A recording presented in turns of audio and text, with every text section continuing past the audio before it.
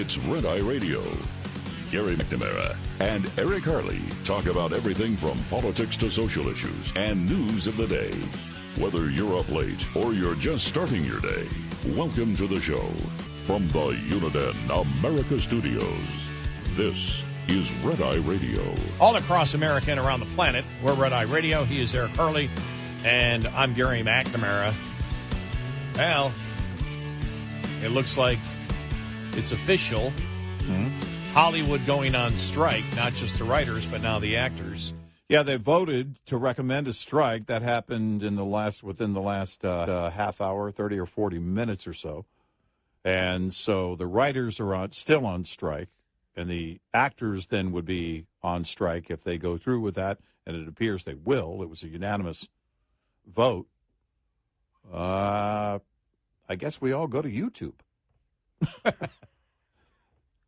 I don't know if there's the cats that are falling off TVs. I don't know if they have a union. I don't think they do. So I don't think Mr. Beast is part of a union. I could be wrong. So you're saying I'm going to have to just deal with Seinfeld and Married with Children repeats? You know, it's interesting because I can handle that. I start thinking, well, I saw this. It was about an 8-minute trailer my wife and I watched, and it was a composite trailer. Some of the movies coming out between now and the end of the year. And a couple of them looked good, according to the trailer. I still haven't seen John Wick 4. Neither have I. I don't have that kind of time. I want to go see The Sound of Freedom. If I see anything in a theater next, it's going to be Sound of Freedom. If I have any time at all, then it's going to be that movie because I think it's important. And I can see I know that at some point I'm going to own John Wick 4 because I own the other three.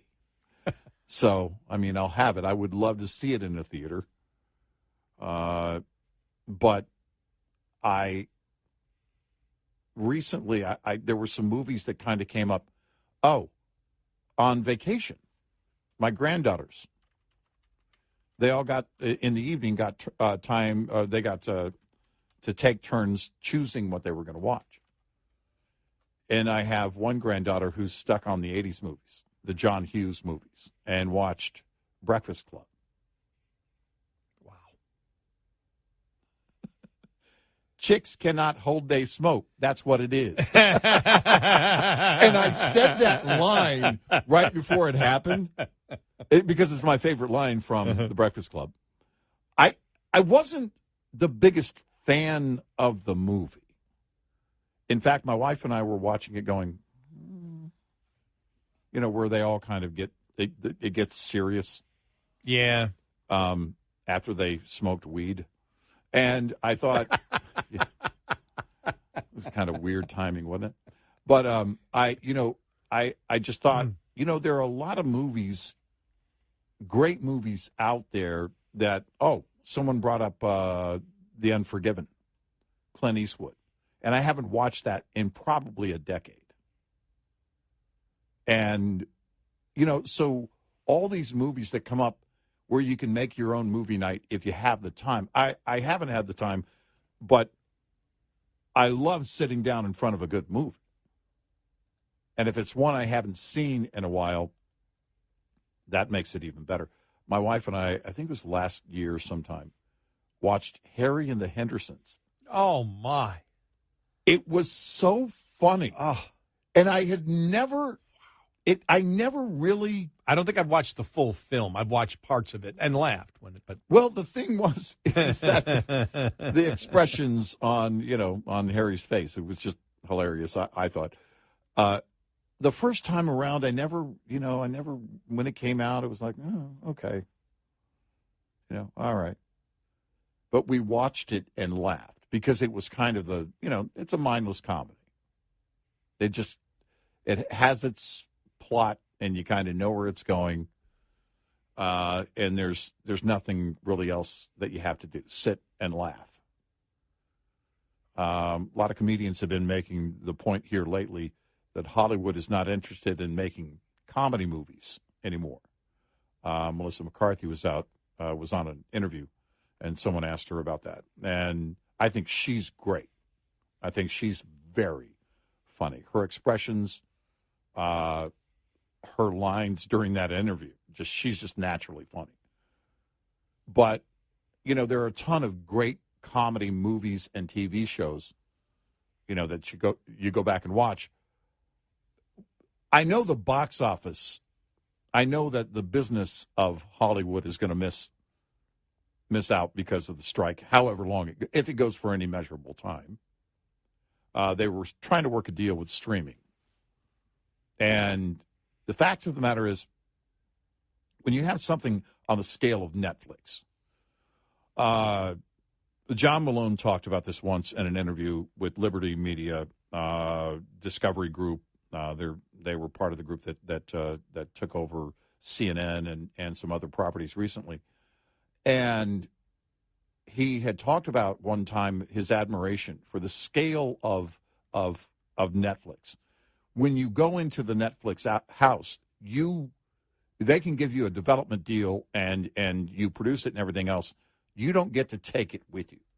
It's one of the things that comedian Nate Bargatze saw at Amazon, that if he did his latest special there, it's something that he could still take ownership in.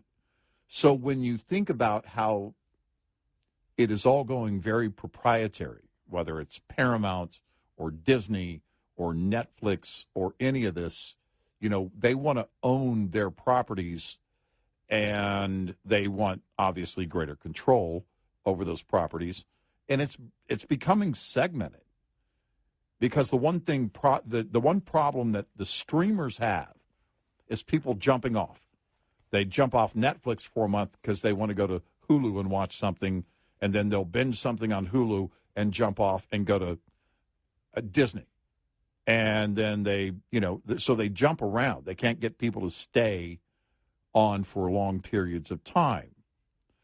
And now you have the actors, they want more say in how these, shows and movies are going to be produced, especially when it comes to AI. That's one of the big things. And that was one of the big things with writers as well. They didn't want, they wanted humans involved, even if AI was going to be used. And again, how to pay residuals. They want more of the residuals. Yeah. Okay, I'm the talent. It was you were talking about Nate Bargatze, and I remember our friend Steve Byrne. Whenever I talk to him, I go, you guys are the only ones ever in our studio. Yeah, right. Because when he did the TV show Sullivan and Son. Yeah. But Steve talked about the fact that, he's a comedian, but would like to do movies and stuff like that. And Vince Vaughn said that's not where the money is.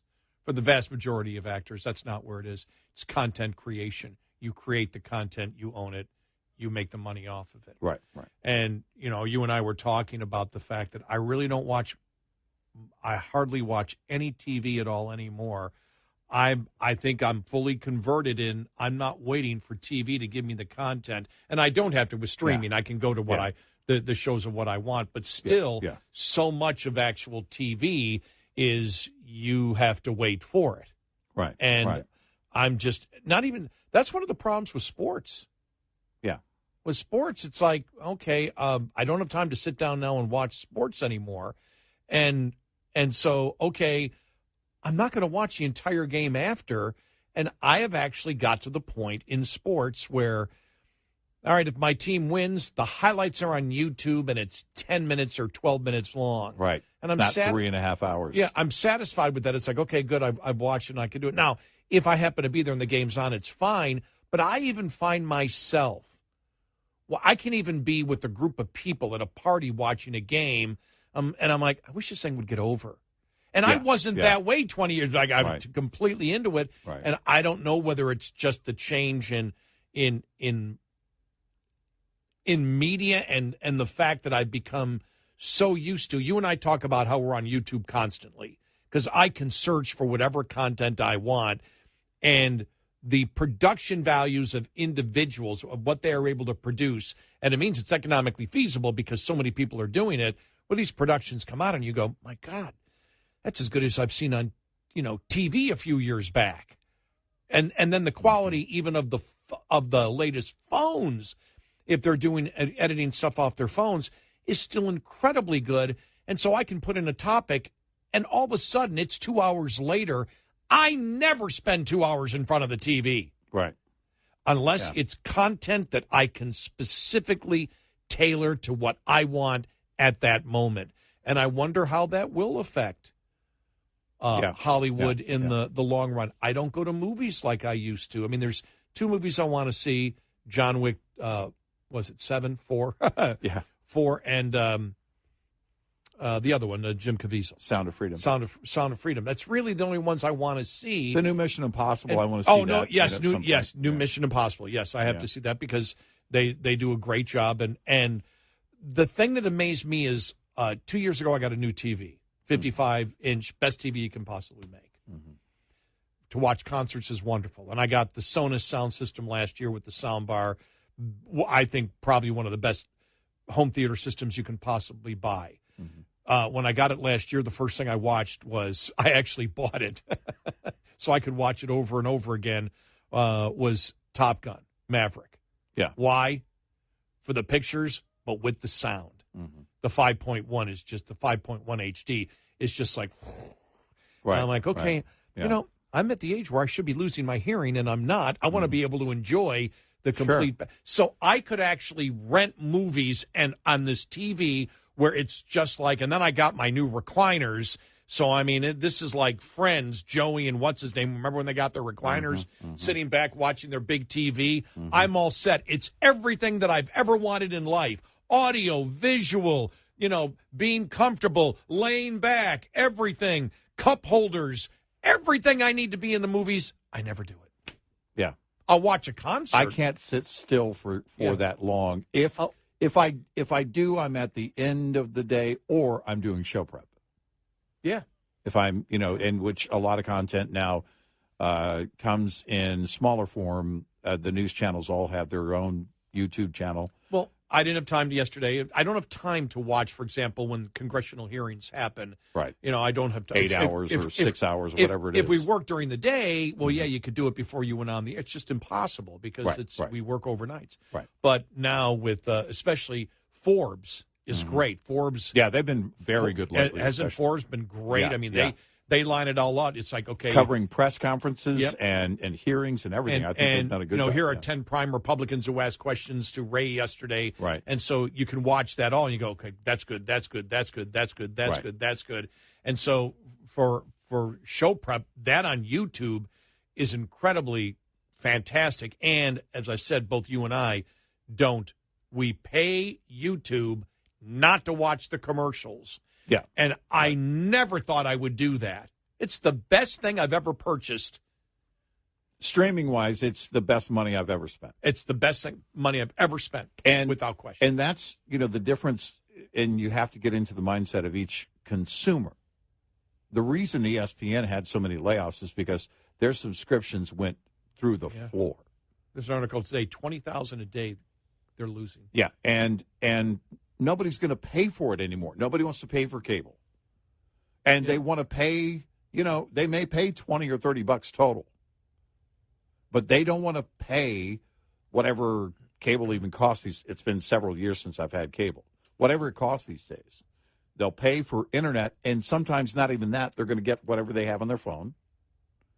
And they're going to watch it on their phone, or they're going to mirror it onto the TV, and they're going to do a hotspot on their phone, and that's the way that it's kind of set up. That's what they can afford or will afford. You know what I watched the most when I was on vacation? And I probably 6 or 7 or maybe 8 hours of it is, I don't know how it happened. I don't know how I got to it. I think it just randomly appeared when I went to my homepage. It was like, oh, here's a guy, a tourist from like South Africa. And, he went on a trip to North Korea a couple of years ago. Mm-hmm. And then he starts out, he goes, I'm not being paid. I'm not advocating. I'm just showing you the trip I took to North Korea. All of a sudden, all these different other people that have visited North Korea. Yeah. I didn't know that there was so much film on North Korea. And then that turned into a BBC documentary about, Kim Jong-un and what has happened since COVID. Right. Well, I spent probably in over a 2-day period, probably 3 to 4 hours each day just watching that on because it's exactly what I wanted at that moment. It got my interest. Yeah. And I could choose exactly what I want. Right. I don't do that for any type of TV, for any type of new programming or new shows that exist today. And so you just wonder, these movie studios are looking, okay, we're going to write a contract for 10 years. Well, what's the business going to be like in 10 years? Right. I don't even know how you get to next summer. I don't know how you predict what consumers will want next summer. How far do you go on residuals? For example, you look at something like, I'll take Mission Impossible. Mm-hmm. Anybody is interchangeable in there, maybe except for Tom Cruise and maybe Simon Pegg, who's been in every one. Yeah. I mean, he might, but still, if Cruise was in and he wasn't in, it's still going to pull in. When it comes to who you pay, and I'm using that as an example, that may not get residuals because it's a movie and you get paid up front or you may get a percentage. It's not exactly like TV, but on certain TV shows, I'm sure they're looking now more than ever saying who is really necessary to pay residuals to and how much should they get. Right. Yeah. No, it's been a big thing for a long time, and it's changing because the money flow is changing. We don't want to pay as much as we were paying to watch TV. No, you're right. We've rejected paying for TV as a nation. And we can watch movies by getting a subscription, a monthly subscription, and waiting for it to land there. Or buy the individual movie, or rent the individual movie. Or rent the individual movie, in the snap of a finger, 866-90 Red Eye. Some good news for food shoppers in the latest Consumer Price Index report, which says that grocery store food prices in June actually dropped from May by a tiny 0.1%, but a drop nonetheless. And in fact, we've seen food at home prices drop in 2 of the past 4 months. Ag Department economist Megan Schweitzer says prices dropped in June for half of the food commodities that USDA tracks. And this cooling of inflation is not just in the food arena. Well, we're really starting to see prices come down across categories, across the economy, with that all-item CPI down to 3%. We're just really seeing a slowing in both food and non-food categories across the economy here as we come out of that period of really high growth in the first 6 or 7 months of last year. Back to food, the CPI shows some items actually costing less than last year, including eggs, pork, and fish and seafood. Gary Crawford for the U.S. Department of Agriculture. This report is made possible by Cenex Roadmaster XL Premium Diesel and Citgo Lubricants. Get in touch with Red Eye Radio, toll free at 866-90 Red Eye.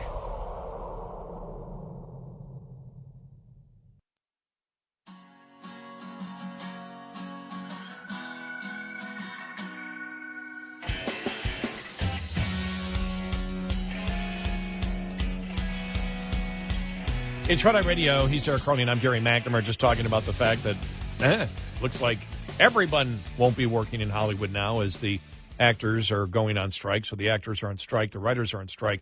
And it was interesting here just reading this about AI impact is a concern. The difficulty coming up with new contract language to cover the age of streaming services and artificial intelligence is what makes people doubtful that a contract can be reached easy. This is a sea change negotiation, said David Mumpower, a media expert who tracks news about Disney and co-hosts of the Streaming Into the Void podcast. He said, if they get it wrong now, they're going to have it wrong for decades. And we all agree AI is going to be used, but we don't know how it will be used. So how do you negotiate a long-term contract when you don't even know how the technology is going to be used? That's a fair point. That's certainly a fair point. But you try and cover all bases now and don't go with a long-term contract. I guess that's your only play.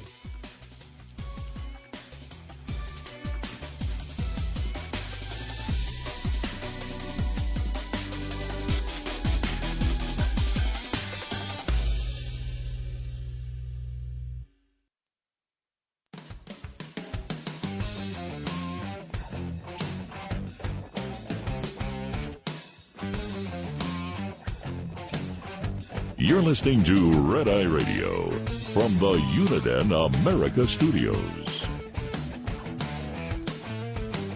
It's Red Eye Radio. He's Eric Hurley, and I'm Gary McNamara. The other thing I did chuckle about, I had no idea that Fran Drescher was the president of SAG-AFTRA. Oh, and I'm just thinking, all right, you just doesn't seem like the president of a union. Yeah, and I'm going from her character on The Nanny, but yeah, right, yeah, or in the this is the Rob Reiner film,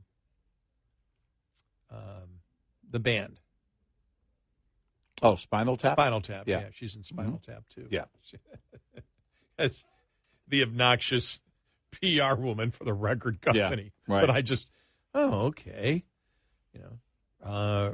Reagan was part of a strike in the 1960, a pretty long strike. Ronald Reagan. Right. So, but, yeah. The other thing is, we've been talking a lot. Last hour we read parts of the op-ed piece that Matt Taibbi did. You know him from the Twitter files. He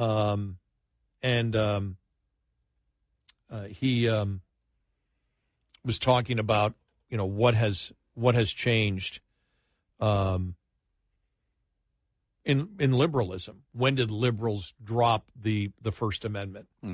You saw you had that Georgia representative who black representative who left the Democratic Party.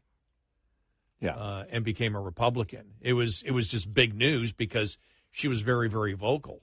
And was it Mesha, I think, Mesha Maynor.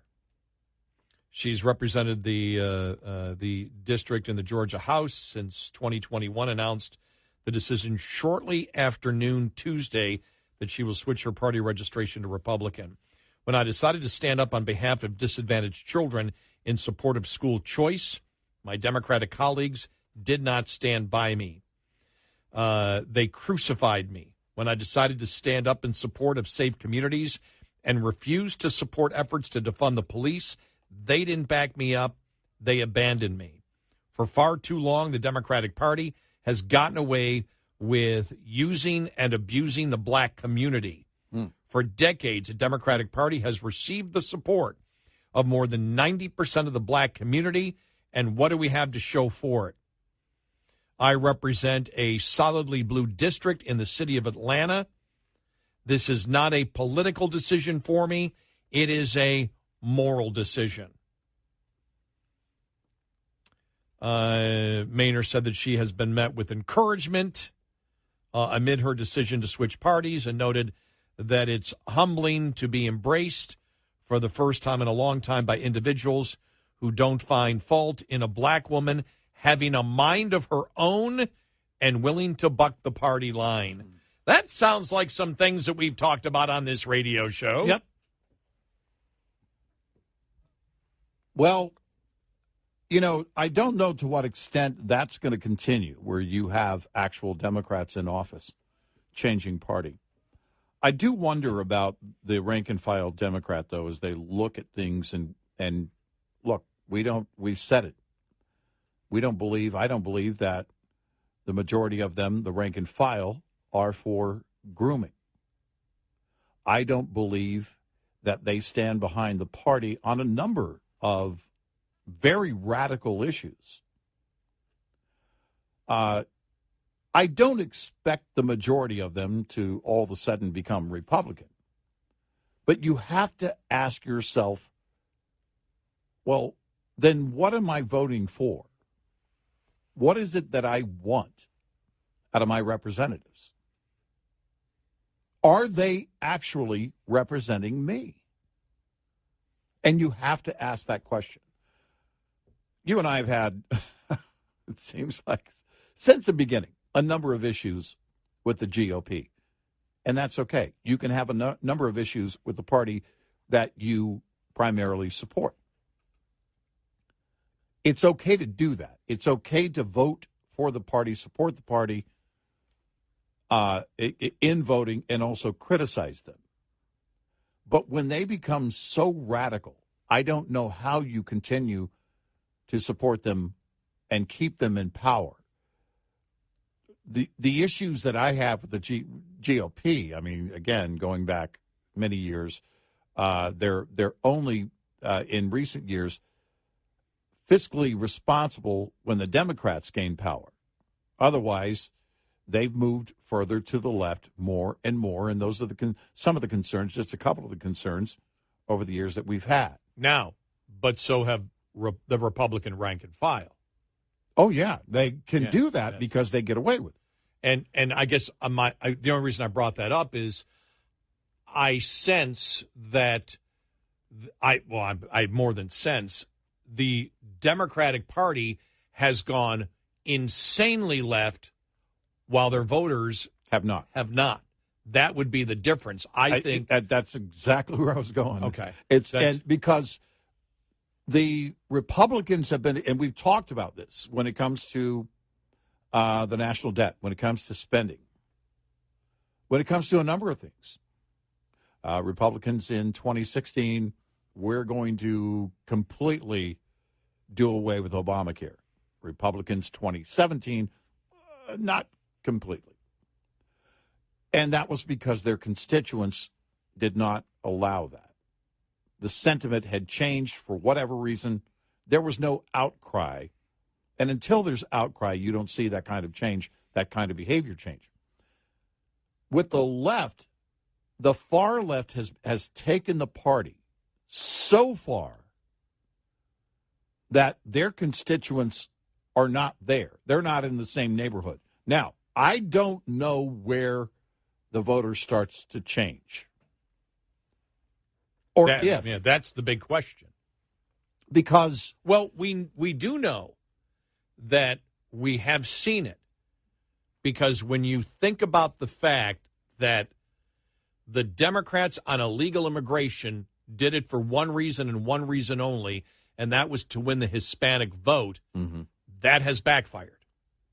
Yeah, in a big way. That has not worked for them. In fact, probably if you're looking for a demographic election story over the last 10 years, it's been the movement of Hispanics to the Republican Party. Yeah, and a lot of those things were, as we have said, in the abstract, then quickly became reality.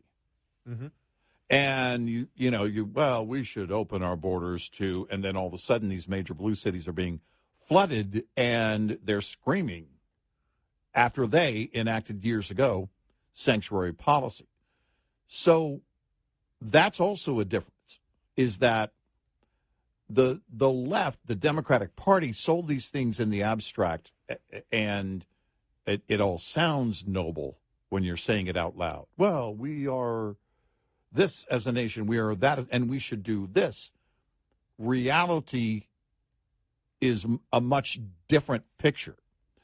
And I think now you have to ask, where does that voter for the Democratic Party go? Voter apathy, by the way, is still a lot of damage that can be done to any party. Do they stay home? Do they vote for other, these third-party candidates that come up? What do they do? Or do they, a few of them may vote Republican, but it's not going to be this huge wave of them turning. And we started this discussion with Matt Taibbi running that column and from the Twitter files, and he is a Democrat who now is and a liberal who's now he views himself as an old school liberal who's now by the Democratic Party viewed as right wing, and of course he is not. He's much more of what you would find the traditional liberal, and he was asking the question, what happened to liberals on free speech? How did it change? And he goes through, he gives a ton of different arguments they may give and says, yeah, but then you believe this back then. So he basically said, what happened to liberals on free speech, and pointed out how they're possible and how a number of possible answers would make them hypocrites. Right. But I look at it, if you talk about free speech, I do believe that part of it, and it doesn't encompass everything, just the thoughts that go through your head as to what may be affecting some people. And I do believe it is the old, as we have stated, it's the old. I don't know anybody who talks about it this way. You've had other people talk about it, but we've actually framed it this way. the abstract versus reality. Everything was an abstract concept. You spend money that Keynesian economics. Keynesian economics has now hit the reality, the abstract of we have this economic theory, socialism and Keynesian economics works. If the government spends $1 of your money, you get $1.50 in value. We went, so it's $1.50? So you get 50 cents on $1 spent? Are you kidding me? If that was the case, we knew that was false in the very beginning because the Soviet Union would have been in existence today and the United States would have been gone a long time ago. Right. And so it's like, no, and now we find out Keynesian economics doesn't work. You had to lie to get there. So you threw all these things that were about government spending money to give to people, to transfer wealth, where you're always going to find a significant number of people that are going to like that. They're going to put that first. Yeah. And I do view that on free speech, the fact that they don't want to hear the truth of what's happening. They don't want to hear the truth that government spending causes. And again, this is just part of it here, because I think it's bigger than this. But just to take one issue, that we now know all the spending led to inflation. You can't do it. You can't continue this kind of debt. We've seen what the Fed had to do and how we were printing money to buy our own debt. We realize the debt that we're going to be in. We realize how hard it's going to be and how they're going to have to up the interest rate on the debt, which is going to cause our debt to even go further just to get people to buy the debt, because it becomes riskier and riskier and riskier. And people look at it and they say, well, okay, because can the Fed, if you're in normal times, can the Fed manipulate the interest rate down to nothing again? I mean, because if they do, who's going to buy the remember, when they did it, they were buying a significant portion of their debt by printing money. Yeah. Which was causing even more inflation. Right. So you can't do it, but we're at a point where the debt is so great and the interest on the debt is so great that all these problems that we're having in our economy, all the inflation we have was caused by politicians. Yeah. It's all man-made. And it's not the solution. Yeah. And I just don't think a lot of Democrats want to face that, because if you lose the economic, they always thought they had an economic point, that's the one point we can argue against conservatives. I believe they're losing that point, and so they don't believe in free speech. They don't want it promoted. Well, yeah, and the era of public spending to no end is over, at least for the moment. With Republicans in power, I think Democrats would just go off the cliff. Right. If they weren't stopped. I don't know what Republicans will do if they take the Senate. I hope they would have some fiscal sanity, but their fear, and the fear is justified. Senator Scott, shut up. Right. Don't talk about the fact that we have to cut. Don't talk about the fact that we've got to do something about Social Security and Medicare. It doesn't matter whether it's the truth. The public doesn't want to hear it. Well, if I'm a Democrat in power right now, I'm wondering, do we as a party want to inherit Joe Biden's mess, or let the Republicans figure it out? Because somebody's going to have to clean it up. Yep. 866-90 Red Eye. We'll be right back with more Red Eye Radio with Eric Harley and Gary McNamara.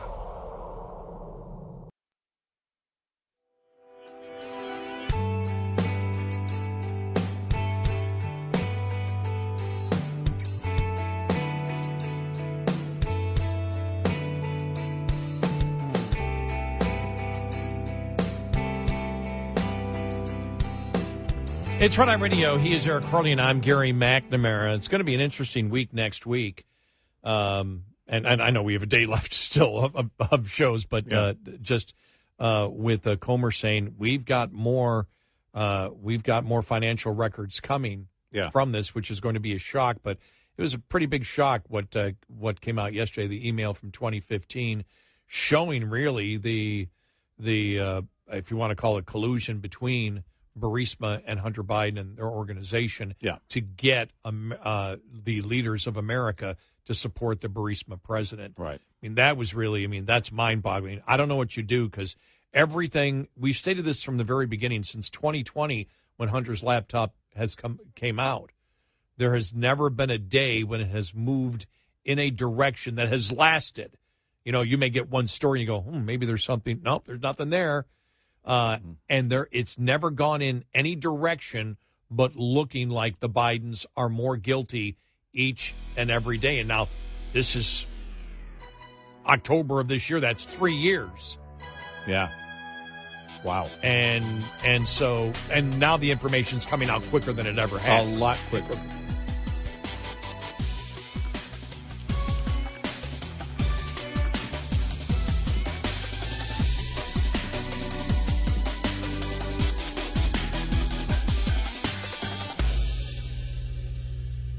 This is Red Eye Radio on Westwood.